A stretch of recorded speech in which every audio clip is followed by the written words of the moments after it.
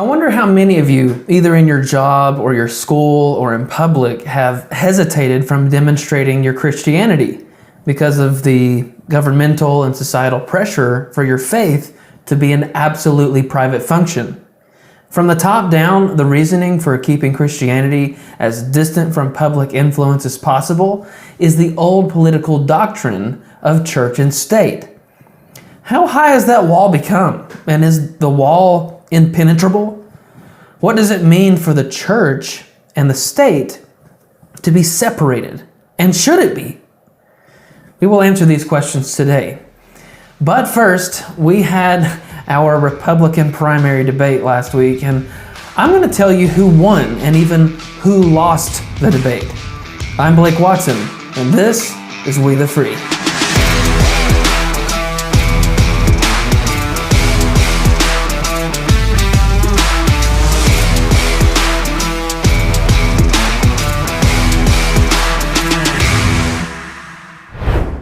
Well, it happened. The first Republican primary debate took place over a week ago in Milwaukee, Wisconsin, at which too many candidates got together to trade blows, express their grievances with President Biden and President Trump, and attempt to sway more primary voters their way.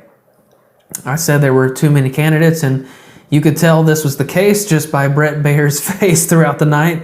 There were 8 people, which were organized from the center of the stage outward, from highest in the polls to lowest in the polls. This was, however, excluding the leading candidate, former President Trump. A lot of people were not happy with President Trump opting out of the debate. I'm sure Fox News was unhappy because their viewership was almost 50% lower than the last initial Republican primary. According to Nielsen, about 12.8 million people watched last week, meaning that more than 24 million watched it in 2015. Trump, of course, opted to air a pre-recorded interview with Tucker Carlson, which diehard Trumpers gloated over the view count of over 200 million on X, or formerly known as Twitter. The only problem with these metrics are that a social media view can count from just 3 seconds of viewing. And while Nielsen ratings counts for views of at least 5 minutes, like someone has to watch for at least 5 minutes for a view to count. Now, tactically, Trump is trying to regain the presidency. Participating in the debate does not help him to achieve that goal. If he had participated, he would have been the evening target practice for likely every candidate, but maybe 1 or 2. So politically, it was the right move for Trump. Yes, he should be able to debate and take shots, but I'm saying he doesn't have to in order to win. His public reasoning for skipping the debate is also valid. He's ahead by tens of points in front of the second and third candidates. In some polls, he's ahead by 40 or 50 points. The debate would have been a waste of time, and participating in one could have potentially harmed his poll numbers. I think it would have. Now, Trump was arrested and mugshotted the very next day, which only increased his chances and helped him raise over $7 million more. His scheduled trials currently stand in early March, late March, May 20th, and we're waiting on the trial date for the Georgia case. Now, I've already pointed out that the Department of Justice and these state DAs have clearly waited over 2 years to prosecute Trump on all of these crimes like a successive drumbeat. And for what reason? Well, you be the judge. His first trial is set for March 4th. March 4th.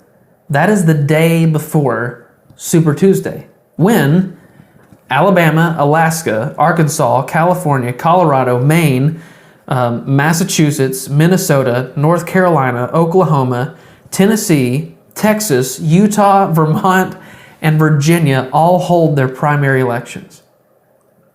Then he has the hush money trial on March 25th, on May 20th, the documents case And then on June 4th, all of the final states will hold their primaries.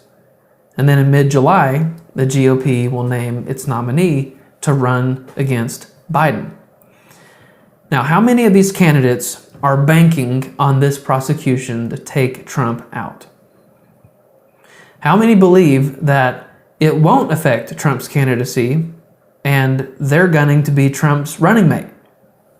Now, think about all of this as we break down this debate. Now, as Christians, we're looking for the candidate who will punish evil, reward good, and establish law and order.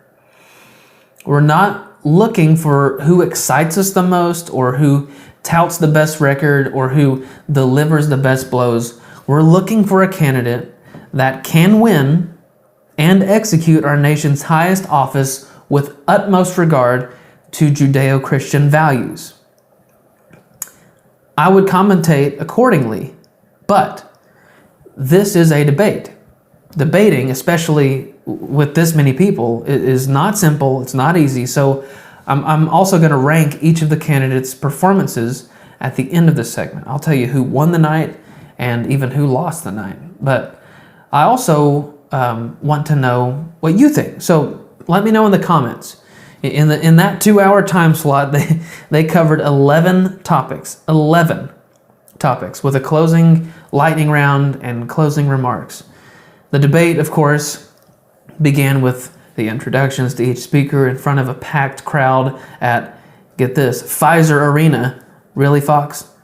And surprisingly, the crowd booed when the moderators introduced Chris Christie and Asa Hutchinson. My initial thoughts were, who is Doug Burgum and what on earth is Nikki Haley wearing? Of course, Fox begins by misappropriating the song Rich Men North of Richmond by Oliver Anthony in the starting topic because the song is literally talking about them. It's talking about all politicians in Washington. But the night's first question about the economy went to DeSantis, who started off strong and focused. Our country is in decline. This decline is not inevitable, it's a choice. We need to send Joe Biden back to his basement and reverse American decline. And it starts with understanding we must reverse Bidenomics so that middle-class families have a chance to succeed again. We cannot succeed as a country if you are working hard and you can't afford groceries, a car, or a new home while Hunter Biden can make hundreds of thousands of dollars on lousy paintings. That is wrong. We also cannot succeed when the Congress spends trillions and trillions of dollars. Those rich men north of Richmond have put us in this situation. And finally, we need to lower your gas prices. We're going to open up all energy production. We will be energy dominant again in this country. I showed it could be done in the state of Florida. I pledge to you as your president, we will get the job done, and I will not let you down. His answer seemed to steal Trump's thunder on energy independence, but then the spotlight turned to Governor Christie as he promoted his experience as a Republican leader in a blue state. Now, I was elected as a conservative Republican in a blue state with 61% of the vote, with a Democratic legislature against me the entire time. And we still, through hard, strong decision-making, brought them around to our point of view. We cut taxes in New Jersey. We cut debt in New Jersey. We cannot sit by any longer and allow the kind of spending that's going on in Washington, because every dollar they spend is a dollar that these people are not allowed to spend on their children and their grandchildren. It's robbing our country, and it's wrong. Well, Governor, let me just follow up very quickly. New Jersey, when you were governor, had the second lowest credit rating in the nation after Illinois, and it was downgraded 11 times. Yep. Yeah, and that's what happens when you inherit a blue state.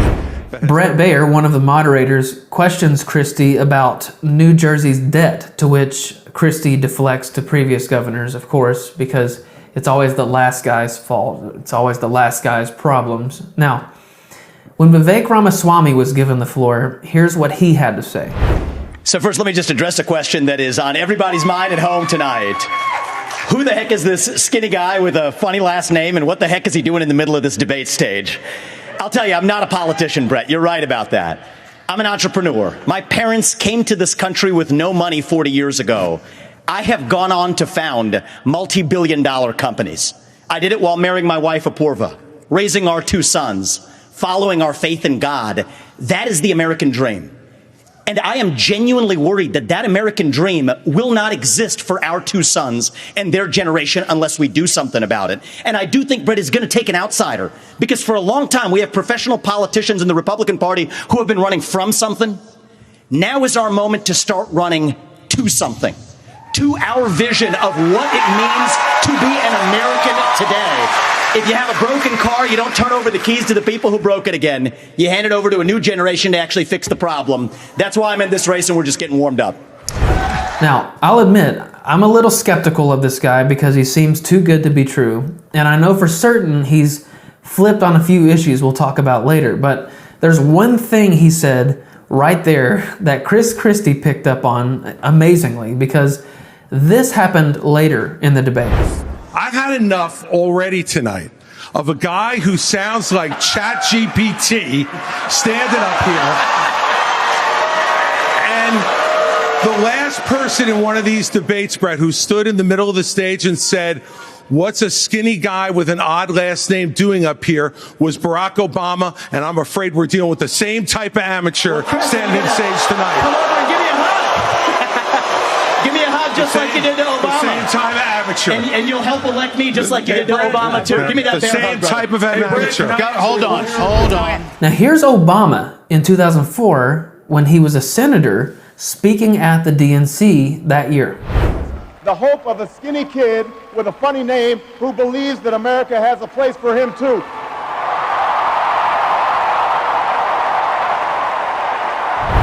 So I don't know about you, but that sits a little funky with me. However, just for debate's sake. This was a great moment because Christie really nailed him on this one. But Vivek hilariously hit back saying, "Well then come give me a big hug and help get me elected as he did with Obama." So there was some good back and forth there for the debate. But next on the economy was former governor and ambassador Nikki Haley, who was the first to attack the other candidates on the stage. Watch this. And while they're all saying this, you have Ron DeSantis, you've got Tim Scott, you've got Mike Pence. They all voted to raise the debt, and Donald Trump added $8 trillion to our debt. And our kids are never going to forgive us for this. And so at the end of the day, you look at the 2024 budget, Republicans asked for $7.4 billion in earmarks. Democrats asked for $2.8 billion. So you tell me who are the big spenders. I think it's time for an accountant in the White House. Vice President Pence. So Nikki comes out swinging, and then we get to the old Venus flytrap, Mike Pence. The former vice president was very proud of his record, but the problem was, all night long, Pence was sanctimonious in all of his answers. He also seemed just kind of disingenuous in his Christian answers, and worst, he ignored the allotted time bell numerous times, and far more than any other candidate. And he also interrupted the other candidates and the moderators several times. Watch this. Martha, you asked earlier who's the most best prepared for this job. And I must tell you, with all due respect to all of my friends on the stage, and even to one that's probably looking on, I think unquestionably I am the best prepared, the most tested, the most qualified and proven conservative in this race. Well, let me explain it to you. Let me explain it to you, Vivek, if I can. I'll go slower this time. I sometimes struggle with the reading comprehension. Look, I was a House conservative leader before it was cool. Now is not the time for on-the-job training. We don't need to bring in a rookie. We don't need to bring in people without experience. We need to bring proven. You're shaking your head. What? Well, look, I'm not new to this cause. After I gave my life to Jesus Christ as my Lord and Savior, I opened up the book and I read, "Before I formed you in the womb, I knew you." You know, it's not about looking back at January 2021. It's about January 20th, 2017. I put my left hand on Ronald Reagan's Bible. I raised my right hand. And I took an oath to support and defend the Constitution of the United States. And it ended with a prayer, so help me God.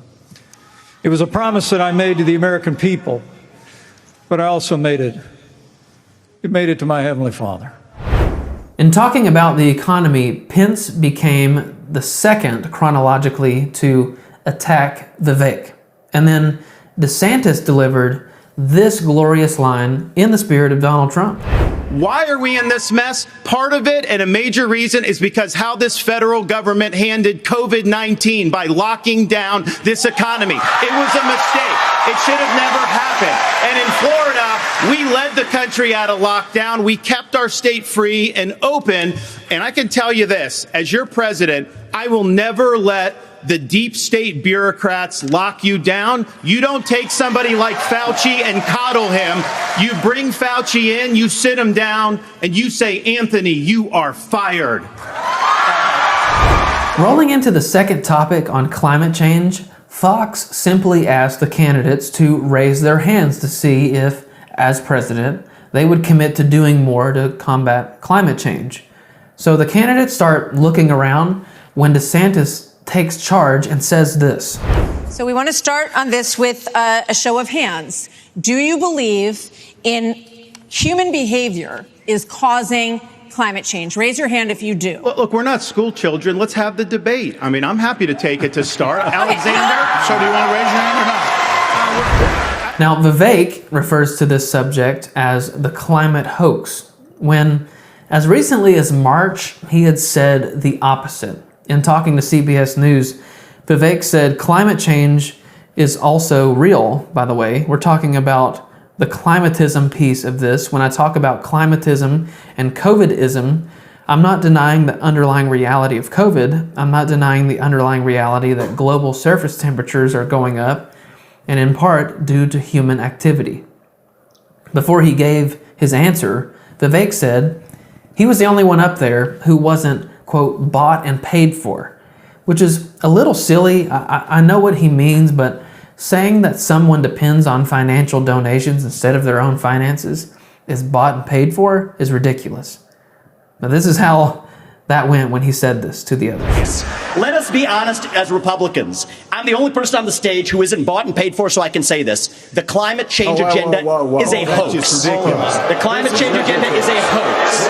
And we have to declare independence for it. And the reality is, Nikki Haley believes in climate change, and her answer was the most sexist and feminist remark of the whole night. This is exactly why Margaret Thatcher said, if you want something said, ask a man. If you want something done, ask a woman. Now, Tim Scott, throughout the night, gave great answers, especially in regard to Christianity, but at one point, he said something to the other opponents about not being childish, which I understand, but the majority of conservatives are looking for someone who is ready to fight to save our country from the proverbial cliff we're headed over. So, other than this sleepy demeanor, Scott continually referred to his poor upbringing, his absent father, his single mother. And again, I understand the appeal, and I appreciate seeing a man of color talk about being opportunistic in the land of opportunity, but you can't keep going back to the same talking point over and over and over. So the debate moved on to the subject of abortion next. Nikki Haley wants to push for a federal ban on abortion at 15 weeks, which honestly is not good enough for the majority of Christians. The question was, would you enact a federal 6-week ban? To which DeSantis sort of deflected and said this. I'm going to stand on the side of life. Look, I understand Wisconsin is going to do it different than Texas. I understand Iowa and New Hampshire are going to do different. But I will support the cause of life as governor and as president. Vice President Pence, you're shaking your head. In other words, keep it a state issue. This is another moment where Pence was sanctimonious and attacked Haley's position. Doug Burgum, who is the governor of South Dakota, by the way, he cited the 10th Amendment in saying the federal government could not ban abortions.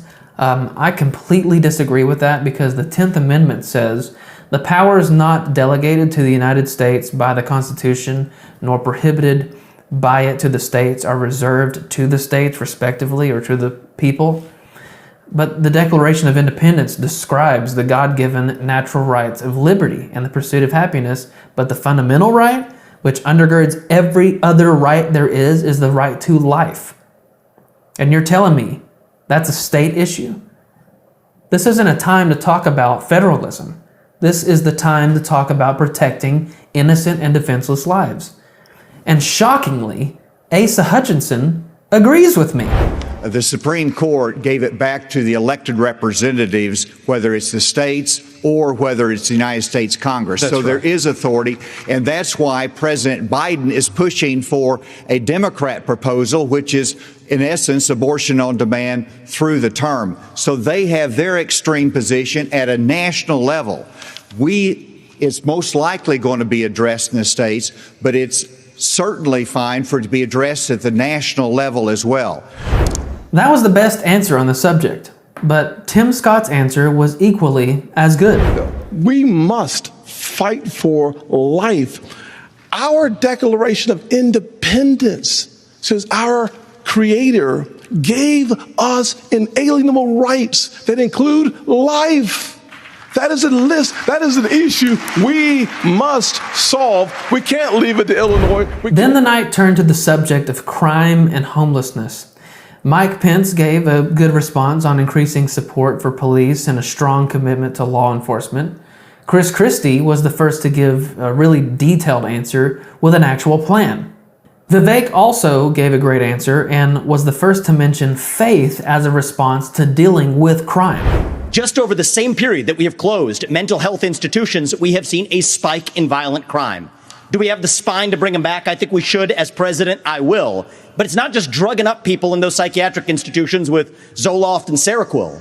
It's a deeper issue. I think faith-based approaches can play a role here, too. DeSantis was the only one who could truly parade his credentials on dealing with crime. This was his answer. These hollowed out cities, this is a symptom of America's decline. And one of the biggest reasons is because you have George Soros funding these radical left-wing district attorneys. They get into office and they say they're not going to prosecute crimes they disagree with. The inmates start running the asylum. There's one guy in this entire country that's ever done anything about that. Me. When we had two of these district attorneys in Florida elected with Soros funding who said they wouldn't do their job, I removed them from their posts. They are gone. And as president, we are going to go after all of these people because they are hurting the quality of life and they are victimizing innocent people in every corner of this country, and it will stop when I get into office. Lowest crime in Florida, despite Brett Baer's mention of rising crime in Miami, in 50 years. And he's the only one on the stage who can say he's removed some of these district attorneys who refuse to prosecute criminals. It was on this subject that Asa Hutchinson was the first person on the stage to truly attack former President Trump.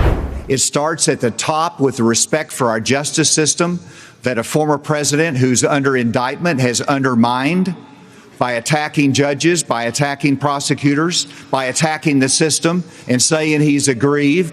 And so we have to have respect for our justice system and the rule of law, and it starts at the top with the President of the United States. Now this segued perfectly into the next topic of the night, Donald Trump.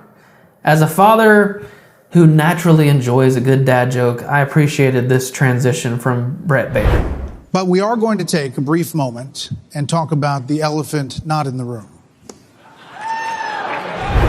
Get it? Like, it's awkward and it's what's on everyone's minds, but this is also the Republicans who are commonly associated with elephants. Anyways, the subject of Trump was launched with a raise your hand question for all the candidates. Watch their responses carefully. Actually, I'll just give you some help. Vivek's hand is going to shoot up immediately. He's not looking around. He doesn't care what the others say, but watch everyone else. If former President Trump is convicted in a court of law, would you still support him as your party's choice? Please raise your hand if you would.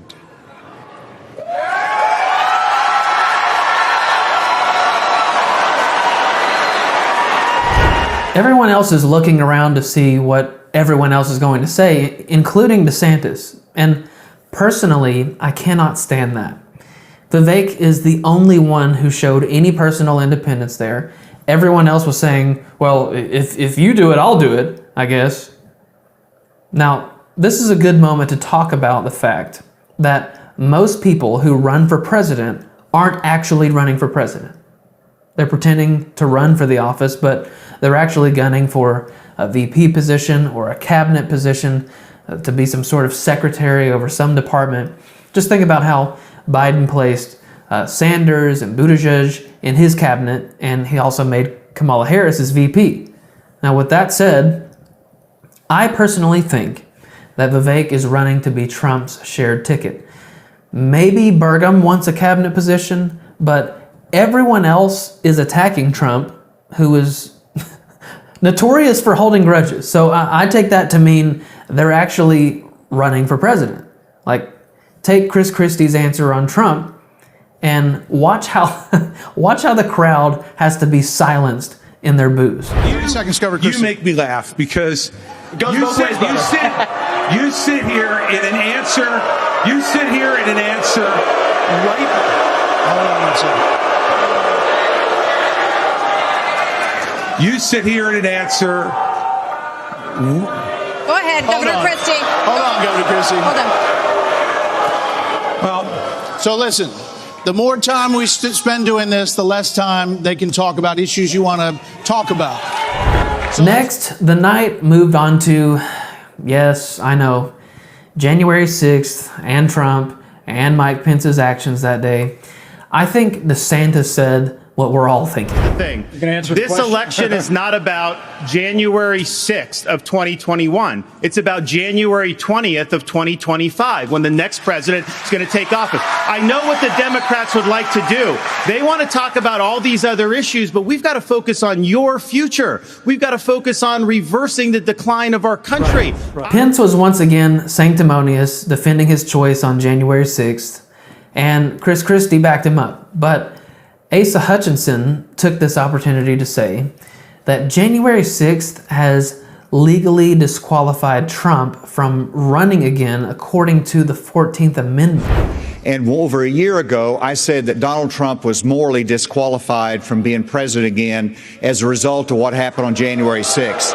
More people are understanding the importance of that, including conservative legal scholars who says he may be disqualified under the 14th Amendment from being president again as a result of the insurrection. This is something that could disqualify him under our rules and under the Constitution. He's referring to Section 3 of the 14th Amendment, which says, "No person shall be a senator or representative in Congress or elector of president and vice president or hold any office, civil or military, under the United States or under any state who, having previously taken an oath as a member of Congress or as an officer of the United States or as a member of any state legislature or as any executive or judicial officer of any state to support the Constitution of the United States, shall have engaged in," here it is, "insurrection or rebellion against the same, or given aid or comfort to the enemies thereof." But do you notice what two positions aren't listed there? President and vice president. So I'm sorry to burst your bubble, Asa. Nikki Haley said the people can decide, but then she backhanded Trump. And then candidates started talking about the weaponizing of the departments of justice. Vivek wants to shut down the FBI and several other departments. I think Tim Scott watches our show because he said this. We should be asking ourselves a bigger question about the weaponization of the Department of Justice. When I'm president, the first thing I'll do is fire Merrick Garland. Second thing I'll do, fire Christopher Wray, because we need Lady Justice to wear a blindfold. Without that, no one has confidence in our justice system. The debate then moved on to discuss Ukraine. Vivek Ramaswamy was the only one who opposed more funding to this war. Mr. Ramaswamy, you would not support an increase of funding to Ukraine? I would not. And I think that this is disastrous that we are protecting against an invasion across somebody else's border when we should use those same military resources to prevent across the invasion of our own southern border here in the United States. DeSantis seemed to hinge American support, or more of it, on more support from Europe. Chris Christie is all in on giving to the Ukrainians whatever they need, but Pence tries to butt in here and gets scolded like a child. We achieve peace through strength. Mr. Vice and President. America needs to stand for freedom. Okay, here we go. I think we need to establish some ground rules When here, we folks. hear this bell, Yes. that means your time's done. We're done. So, Mr. Vice President, we appreciate your aggressiveness here. 30 seconds is 30 seconds. Mr. Ramaswamy, you were mentioned. You get 30 seconds. Now, Vivek has voiced differing and conflicting policies on giving financial aid to Israel. In June, he said he would like to cut aid to the entire Middle East, including Israel. On August 11th, he said he would wean Israel off of U.S. aid by 2028. August 18th, he said aid will continue, and then the next day he said Israel will not require aid by 2028. So a lot of flip-flopping, but during the debate, he was pressed by Nikki Haley on this when he said the following. And you know what friends do? Friends help each other stand on their own 2 feet. So I will lead Abraham Accords 2.0. I will partner with Israel to make sure Iran never is nuclear armed. But you know what I love about Israel? And I've been there probably in the last 10 years more than most people on this stage. You know what I love about them? I love their border policies. I love their tough on crime policies. I love that they have a national identity and an iron dome to protect their homeland. And so, yes, I want to learn from the friends that we're supporting. And what puzzles me is, I want to learn from those and apply those to protect our homeland, Nikki. Israel that is needs the answer. America. America needs Israel. Okay, Governor DeSantis, you were mentioned. For the record, I think Haley has that backwards because the United States does not need Israel. It truly is the other way around. They are our ancestral spiritual siblings. They are surrounded by people who want to wipe them off the planet, and the country is literally like the size of New Jersey. Now, in an interesting turn, DeSantis said this when he was asked about Ukraine. Your first obligation is to defend our country and its people. And that means you're sending all this money, but you're not doing what we need to do to secure our own border. We have tens of thousands of people who are being killed because, well, we're not handling both.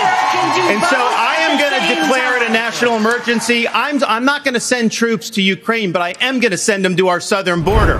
For just a moment, the topic moved towards China, which Burgum had a great answer on. But the conversation came back to the southern border and illegal immigration. Pence's answer was pretty good because he was able to speak from experience and tout his record. We secured the southern border of the United States of America and reduced illegal immigration and asylum abuse by 90%. I negotiated the Remain in Mexico policy on behalf of the President of the United States. And AC, you're so right.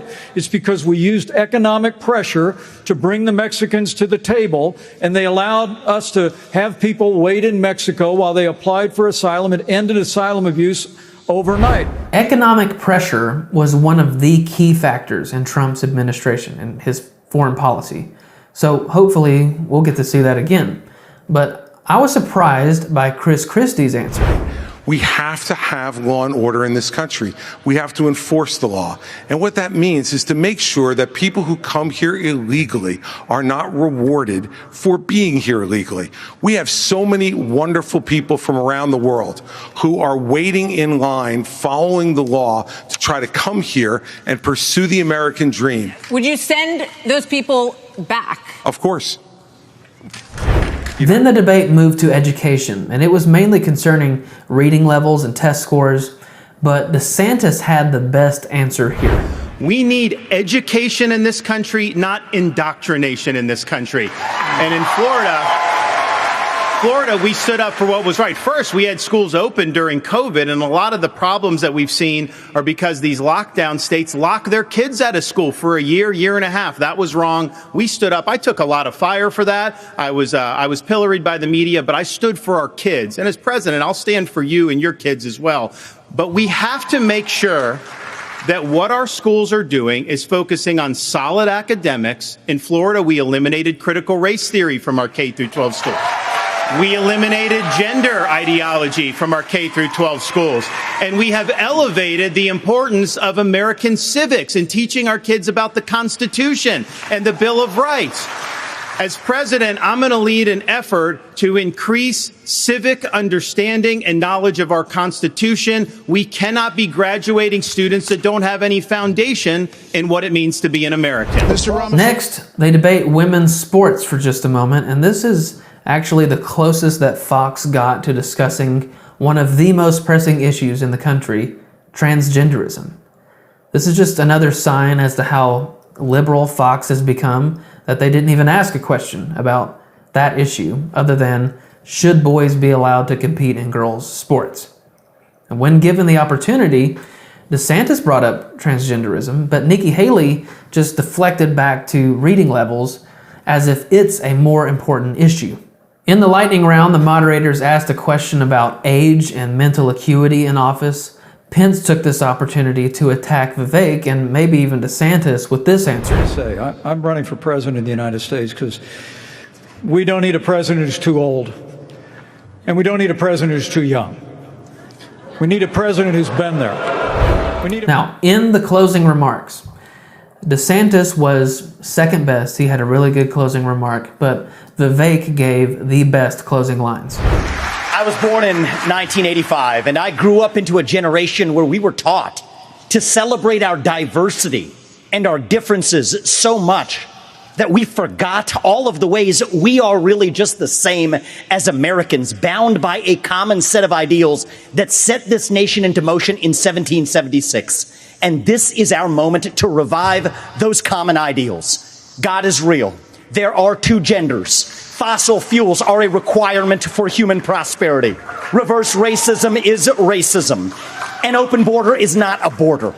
Parents determine the education of their children. The nuclear family is the greatest form of governance known to man. Capitalism lifts us up from poverty. There are 3 branches of government, not 4. And the U.S. Constitution, it is the strongest guarantor of freedom in human history. That is what won us the American Revolution. That is what will win us the revolution of 2024. Thanks for letting me introduce myself tonight. Thank you. Now, I've ranked all 8 candidates from last to first, and the night's only loser was Mike Pence. He was the only person who likely lost traction. There's no way he gained anything from this debate. He was self-righteous, he was rude, he was attacking others more than anyone else, he interrupted constantly, he spoke out of turn, he talked over time, so the former vice president came in dead last. I think Tim Scott was next at 7th. His answers were good, and he was the most solid Christian on the stage. But in terms of the debate, he did not win the night. Next, in 6th place, is Asa Hutchinson. He gave some good answers. He also gave some terrible answers. He had the best answer on the issue of abortion, but he improperly cited the Constitution in his justification in keeping Trump from re-election or re-entering office. In 5th place, however, in a surprising performance, was Doug Burgum. His answers were good. He spoke within his time. He didn't attack anyone, and he cited his record in South Dakota, which seems fair. So congratulations to Doug Burgum. Now here's your top 4 candidates. In 4th place, I've got Nikki Haley. She came right out of the gate just cutting throats and attacking her opponents. She was literally the first to do that in the night, and she has a fairly good record as governor and ambassador to the United Nations. I did not like her sexist remark about hiring a woman to get stuff done, and quoting Margaret Thatcher. I didn't like her saying climate change is real. She used to have a good relationship with Trump, but I guarantee you that bridge was burnt tonight. In 3rd place, and it honestly pains me to say this, was Chris Christie. Chris gave some good answers, and he debated well. He must have a steel trap of a mind to remember that Obama quote from 20 years ago, which he caught Vivek on. He pushed through the audience booing him and deflected well on issues that he's weak on. Now, I'm going to give you the top two. I think Vivek did second best and DeSantis won the night. Vivek said a few stupid things like that he's the only one up there who wasn't bought and paid for. Flip-flopping aside, he gave fantastic answers. He had quick responses. He debated well with others, including when he was being attacked. And he was attacked more than anyone else because he's performing well in the polls. And I think Vivek probably gained the most from the night, but I think DeSantis won the debate.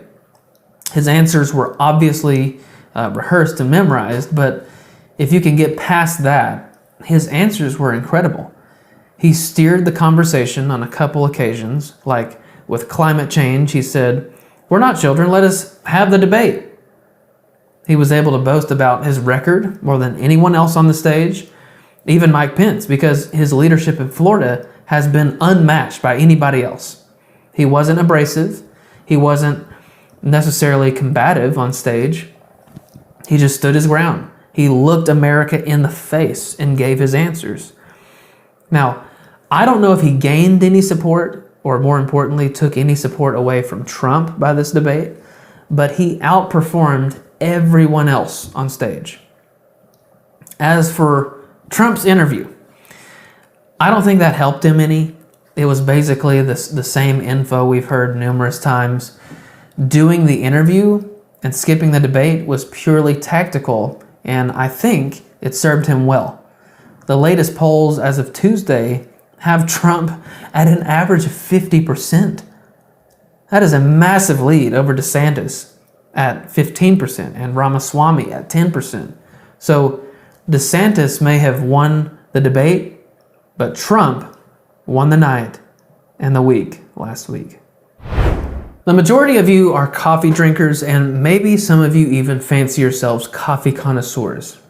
Well, whether you're someone who likes to down a quick cup to get a quick caffeine dose, or you enjoy the art of crafting an excellent cup of joe, you've got to give my friends at Blackout Coffee a shot.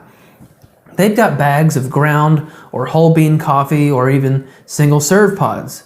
They've got many different blends, flavors, and roasts. My personal favorite is Morning Reaper. It's one of their medium roasts. So use my code BLAKE23 and you can get 20% off. That's BLAKE23 for a discount, and level up your morning cup with Blackout Coffee. Any person, but especially people of the Abrahamic faiths, Christianity, Judaism, and Islam, who oppose the moral degradation of their community or country, is blocked or barricaded or befuddled by an often cited political doctrine, separation of church and state. This political philosophy, which we will dismantle today, has been the liberal justification for the objection to religious activities on school grounds, or the teachings of religious texts, or a faculty-led prayer time, group, and organization. It is this very doctrine which is used as a cudgel against Christians who stand against abortion or gay marriage, transgenderism, and more, especially when it's a congressional Christian or a Christian in local or federal government. You can't use your public position or your taxpayer-funded position or your elected position to support the religious views or philosophies or convictions of a particular religious group. Why not? Some would even take it so far as to say that your religion can't be expressed in public, or your career. Again, why not? Thomas Jefferson is one of my favorite founding fathers, and while we don't have enough time to describe the leadership and success of this American giant, we can recite the better-known facts that he was the central author of the Declaration of Independence. He was the third president of the United States after serving as John Adams' vice president, and George Washington's Secretary of State, and Benjamin Franklin's successor as ambassador to France. But He was also the second governor of Virginia, succeeding Patrick Henry. In his first month in office, a piece of legislation was in the Virginia Assembly on June 18th, 1779, called A Bill for Establishing Religious Freedom. I'm going to put the link to this document in the comments section so that you can read this bill with me if you want, as I explain Jefferson's text. Now, this was written in 18th century English, so I'm going to attempt to modernize it as much as possible. And so it begins.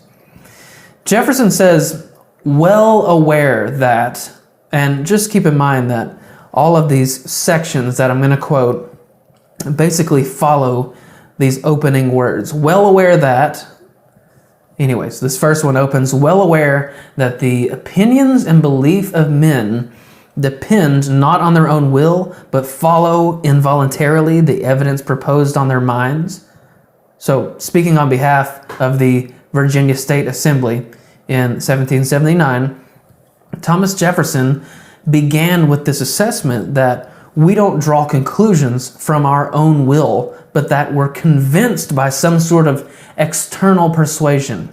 He continues, that Almighty God hath created the mind free.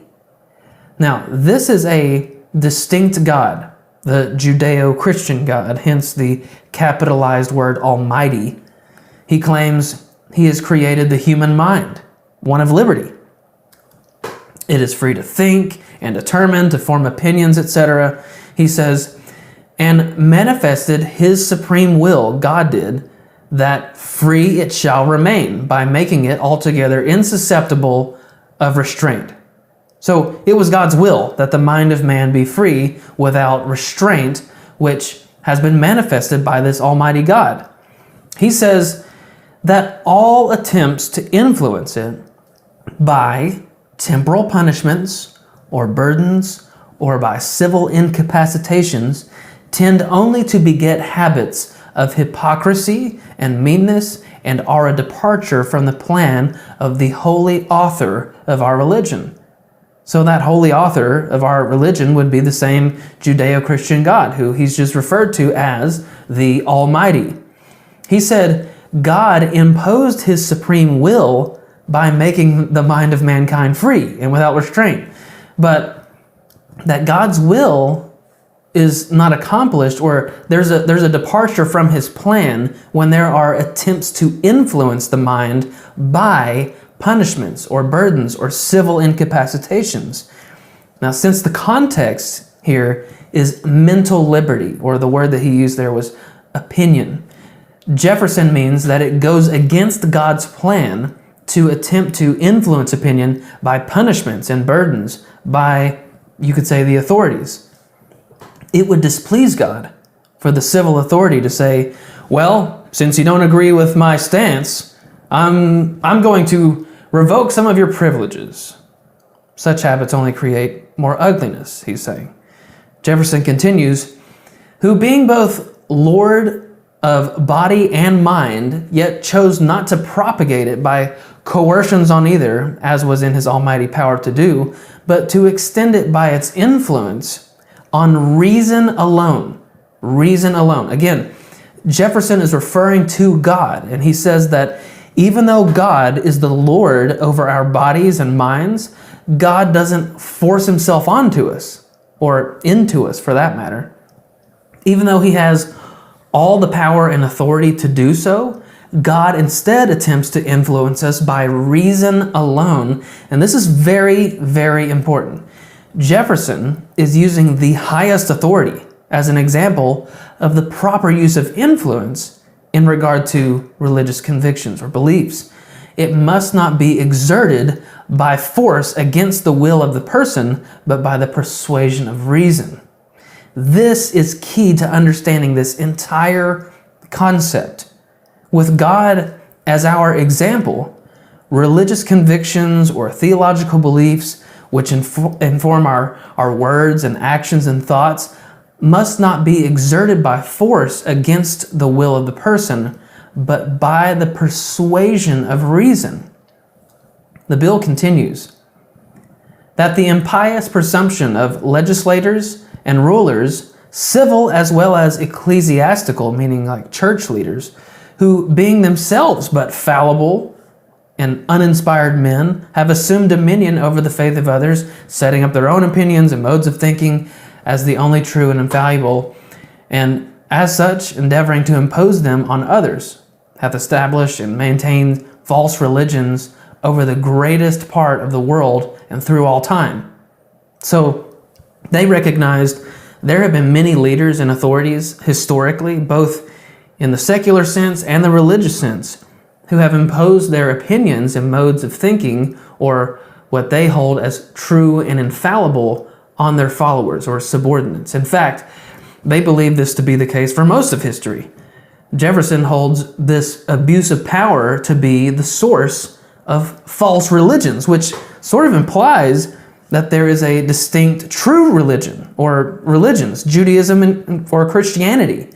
Now, this isn't to say that true religion can be exerted on people, because that would contradict his conclusions about God and the whole bill.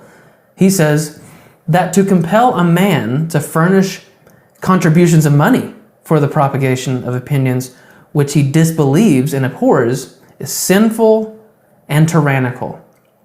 Jefferson draws this conclusion because of his understanding of God, that it would be immoral and tyrannical to force a person to financially support the propagation of opinions with which he does not agree.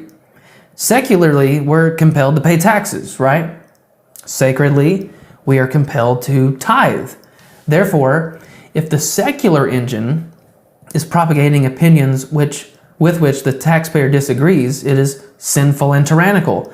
If the sacred engine is propagating opinions with which the congregant disagrees, Jefferson held that it is sinful and tyrannical. The tyrannical behavior looks like what was previously mentioned: punishments, burdens, civil incapacitations, and here, a misuse of financial allocation. It's necessary here to define opinions as your position of that which is seemingly true. However, despite postmodern relativism, there is but one truth. One. There is but one singular reality. And this is the reason that scholarship defines opinion as belief stronger than impression and less strong than positive knowledge. And another definition is a belief or judgment that rests on grounds insufficient to produce complete certainty. In this very legislation, Jefferson posits the reality of Almighty God, God's will for personal liberty, and also the historical corralling of the masses. All of this as positive knowledge with complete certainty. So one could attempt to point to some innate contradiction in the bill, questioning how Jefferson could propagate his own opinions against those who have propagated their own opinions, but Jefferson is declaring that which he knows to be true by appealing to what? Reason alone, as does the Almighty God. He's doing exactly what he's recommending.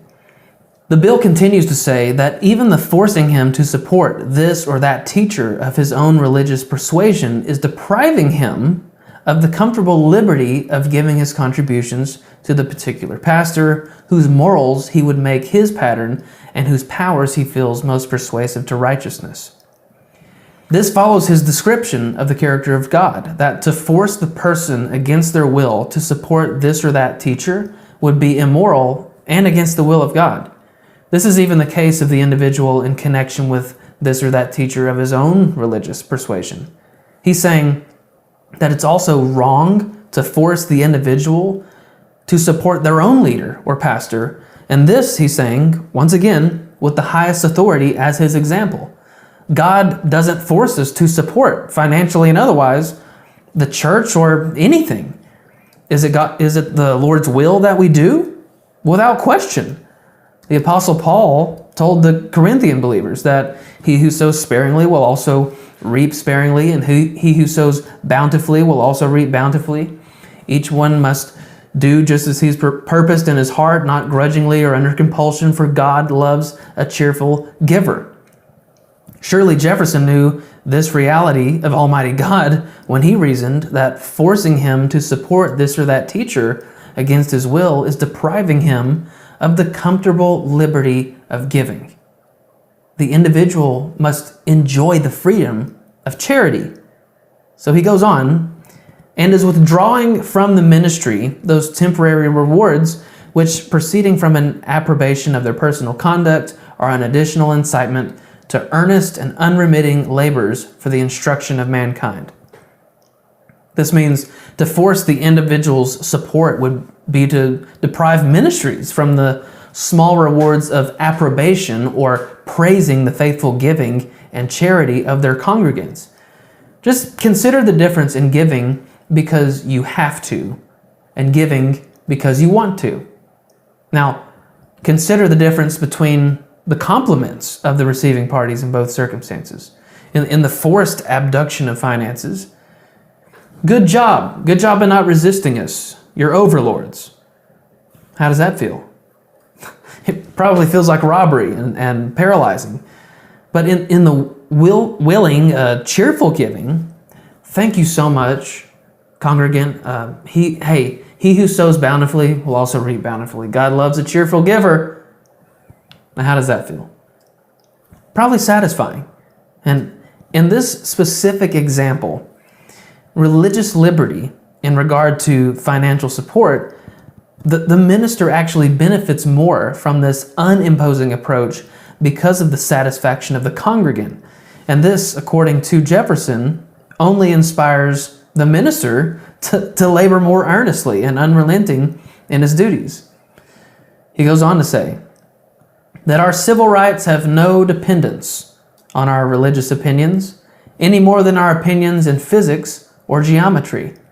That therefore the prescribing any citizen is unworthy of the public confidence by laying upon him an incapacity of being called to offices of trust and emolument unless he profess or renounce this or that religious opinion is depriving him injuriously of those privileges and advantages to which, in common with his fellow citizens, he has a natural right.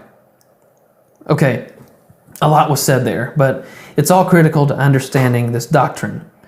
Jefferson says that our opinions, belief stronger than in impression and less strong than positive knowledge, just keep that in mind.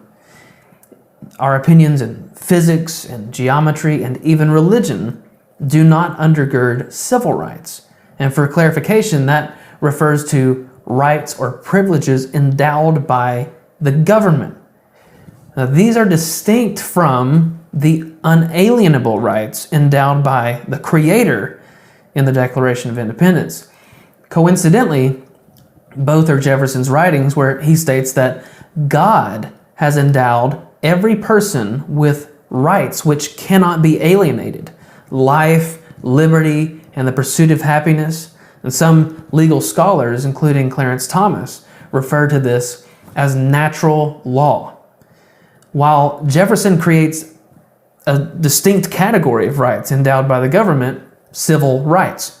Now, these are laws which would eventually come into federal existence, protecting people from discrimination, regardless of their skin color or gender.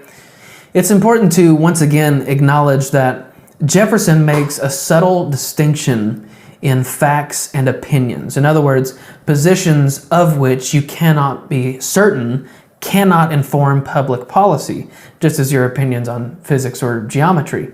But what if your religious belief can be certified as factual? Are you telling me religious convictions have never informed public policy?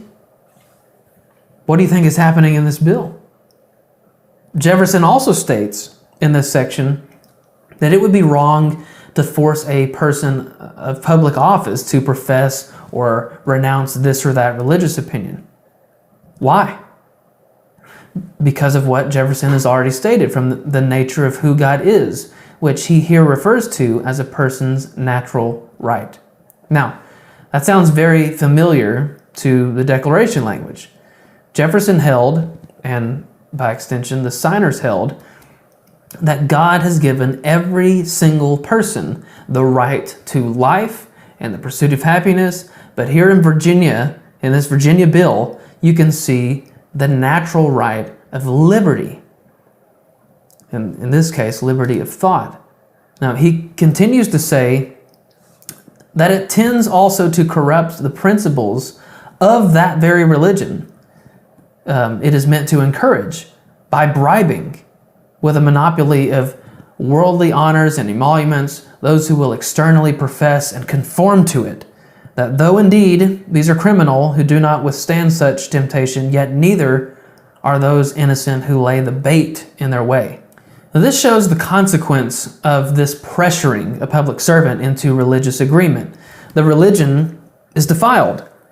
He describes that supposed pressure or force as bribing with worldly honors and emoluments. It's basic bribery, and he's saying that those public servants who give in to said temptation are criminal, and those who do the bribing are just as criminal. Jefferson continues by saying they understand that the opinions of men are not the object of civil government, nor under its jurisdiction.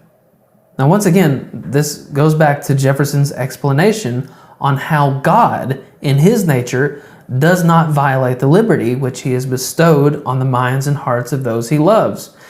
He doesn't force himself on the people, but instead reasons with them so that in their free will, i.e. their liberty, they willingly choose to believe and love and follow him.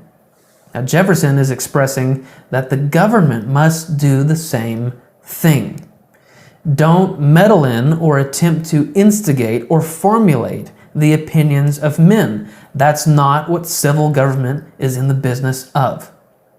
He also says that to suffer the civil magistrate to intrude his powers into the field of opinion and to restrain the profession or propagation of principles on supposition of their ill tendency is a dangerous fallacy, which at once destroys all religious liberty, because he, being of course judge of that tendency, will make his opinions the rule of judgment, and approve or condemn the sentiments of others only as they shall square with or differ from his own.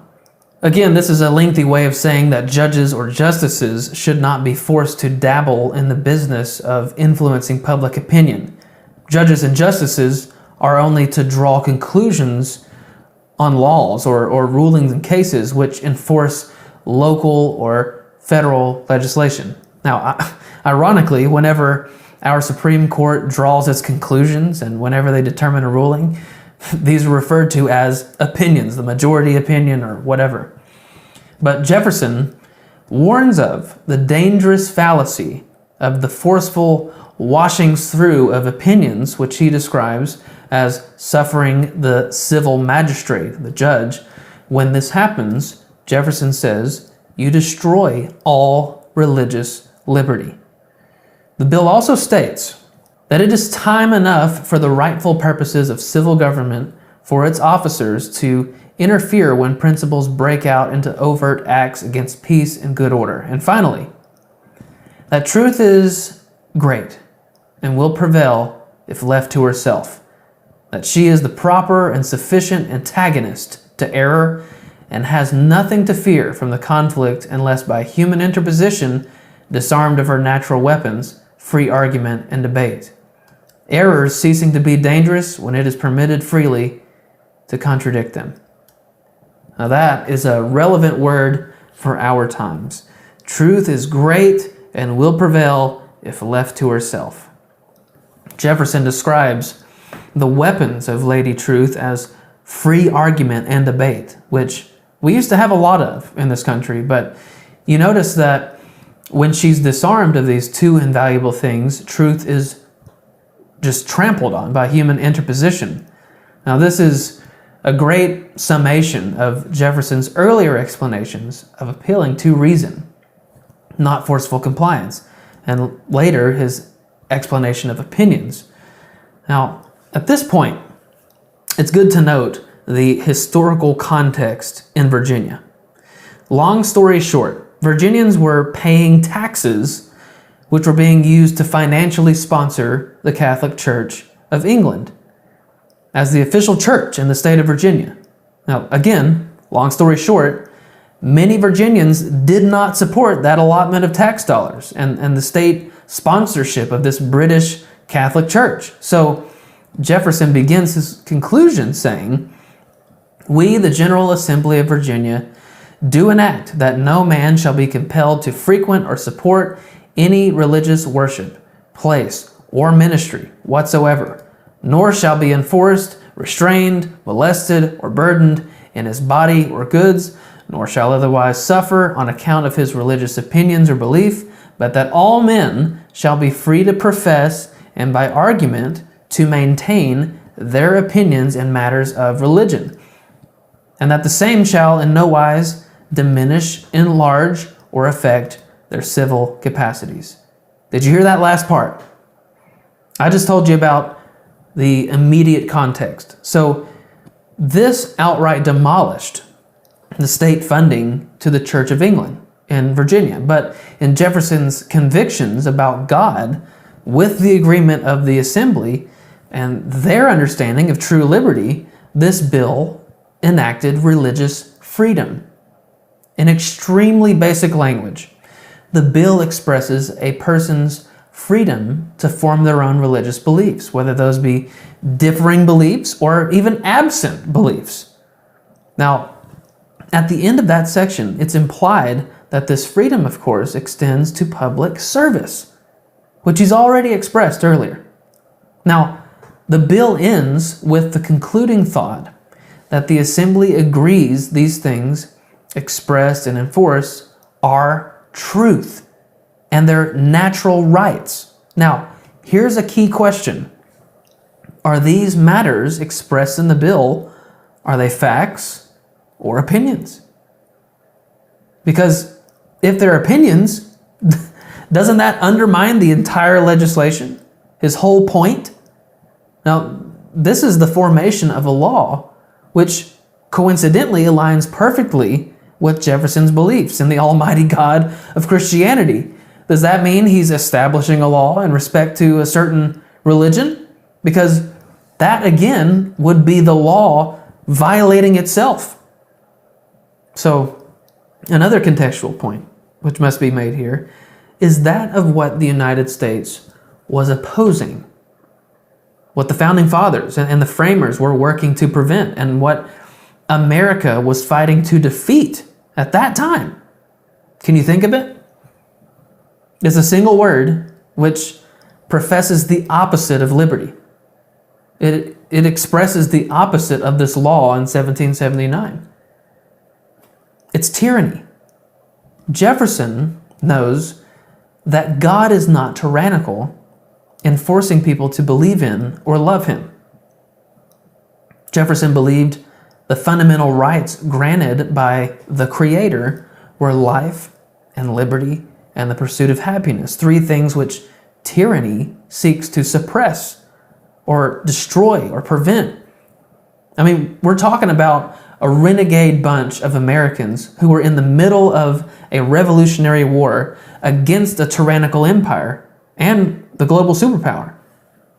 The point is, this is a critical blow to mental and religious tyranny. Jefferson would later write to a friend of his stating, "I have sworn upon the altar of God eternal hostility against every form of tyranny over the mind of man." The whole point of the bill is based on this Virginia sponsorship of a church and the tyranny of Great Britain. This bill in no manner is a banishment of faith from the public square or even the representatives in civil service. In fact, this is a group of civil servants, the governor of the state and the legislators of Virginia, who have crafted legislation based on their religious convictions. Now, about 12 years later, on December 15th, 1791, the first 10 amendments to the U.S. Constitution were ratified, in which Jefferson, of course, played a part.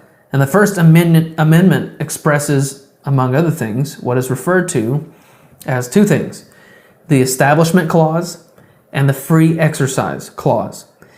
It is believed that this Virginia bill was the legislative groundwork for this amendment, which states that Congress shall make no law respecting an establishment of religion or prohibiting the free exercise thereof. Now, with the Virginia bill for establishing religious freedom as its backdrop, what are these clauses actually professing? What were the two things the bill in 1779, what were the two things it sought to remedy? Tyranny of spirituality and also state financial sponsorships of the Church of England. Therefore, when the Establishment Clause states that Congress shall make no law respecting an establishment of religion, it means that the United States government will not sponsor or directly support any religious establishment.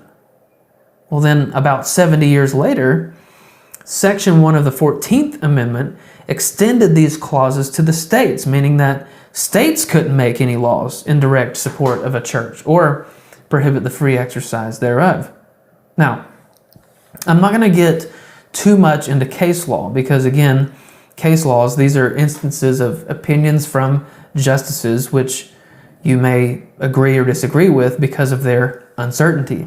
However, the phraseology of church and state was popularized and was doctrinalized, basically, by one Supreme Court case in 1947. Everson v. Board of Education. In the state of New Jersey, the state enacted a legal statute which allowed for local school districts to provide transportation of children to and from schools. Coincidentally, the Ewing Township Board of Education in New Jersey authorized reimbursements to parents who were using public transportation to bus their kids to and from school, and this was regardless of public or private school status. Now, just as the case is now, most of these private schools in the 1940s were Catholic parochial schools. A local man, Mr. Everson, challenged these reimbursements as unconstitutional. It went up to the New Jersey Supreme Court, and eventually it reached the United States Supreme Court. And in a 5-4 decision, the majority of justices held that the New Jersey law reimbursing parents for transportation costs to parochial schools did not violate the Establishment Clause. While I don't agree with the extent of the majority opinion written by Justice Hugo Black, this is what he said. The state contributes no money to the schools. It does not support them. Its legislation, as applied, does no more than provide a general program to help parents get their children, regardless of their religion, safely and expeditiously to and from accredited schools. Then he added, the First Amendment has erected a wall between church and state. There it is. That wall must be kept high and impregnable. We could not approve the slightest breach. New Jersey has not breached it here. The difference between this case and the historical context back in Virginia is the directness of involvement. The Supreme Court held that the taxpayer money was not supporting the churches or the religions directly. Mr. Everson thought so, but his opinion lost in the end. The court believed the tax dollars were being fairly distributed to parents, regardless of religion. Now, there have been many court cases and several Supreme Court cases related to this issue. You can look up Lemon v. Kurtzman and Prince v. Massachusetts and Watson v. Jones. All of these have created legal precedents, which are certainly subject to overturning, as was evidenced in the recent overturning of Roe v. Wade, such as, in regard to the Establishment Clause, the primary involvement of the government in religious matters must be secular. The assistants must neither promote nor inhibit religion, and there can't be excessive entanglement between church and state, the key word there being excessive. Now, there are two reasons why I bring all of this up.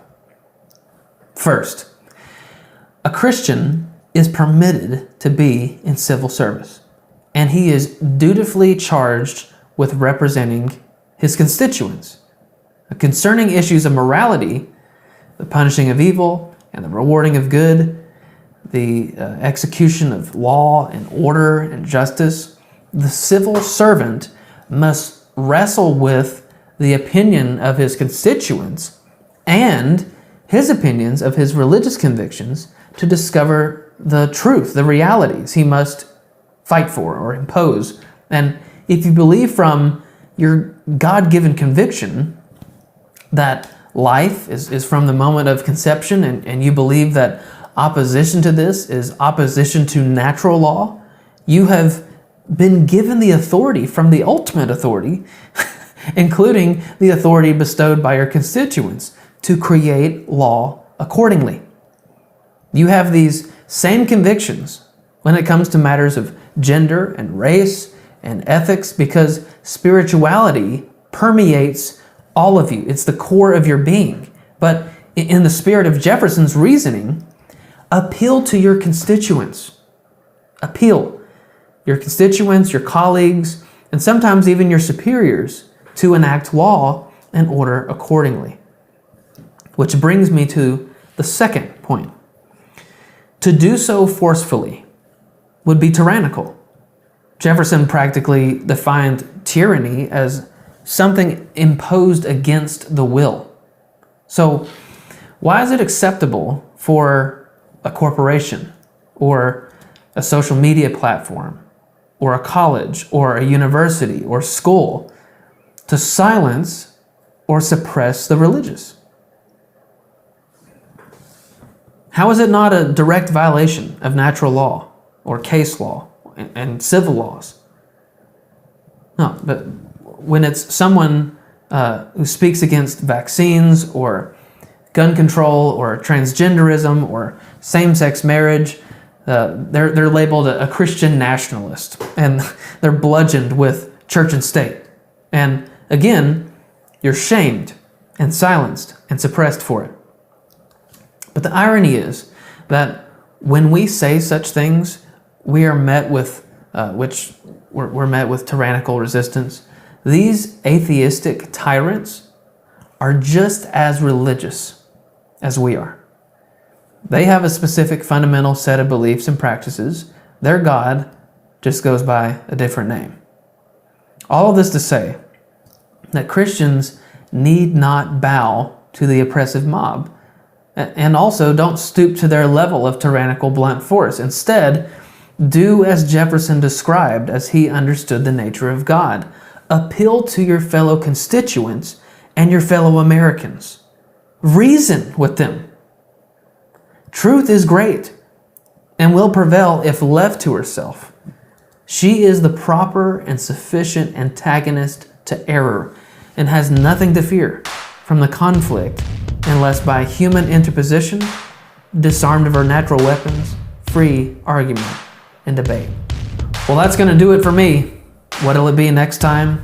We'll see. For now, go and be the salt and light you are meant to be, and we'll see you next time on We the Free.